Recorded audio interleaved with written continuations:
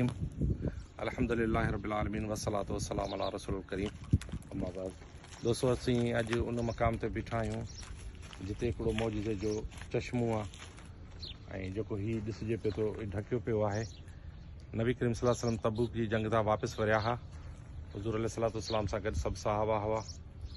हिते इन जाइ ते पाणी जी ज़रूरत महसूस थी। नबी करीम सल्लल्लाहु अलैहि वसल्लम पंहिंजी तलवार खे थोरो खोटाई कई तलवार सां ऐं उन मां पोइ चश्मो फुटी निकितो।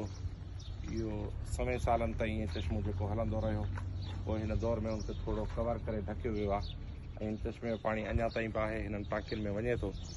काफ़ी माण्हुनि खां हीउ लिकायो वियो, हाणे वरी हिनखे अल्हम्दुलिल्लाह जेको खोलियो पियो वञे। हीउ इलाइक़ो आहे मदीना मुनव्वरा ऐं बैदा जे विच में, तशली आहे इन जे रोड ते। तो अल्हम्दुलिल्लाह असीं अॼु हिते बीठा आहियूं। अदा हाजी मुबारक ऐं सम जो भाणे जो अब्दुर्रहमान ऐं मां अल्हम्दुलिल्लाह अल्लाह साईं नसीब कयो आहे इहा ज़ियारत।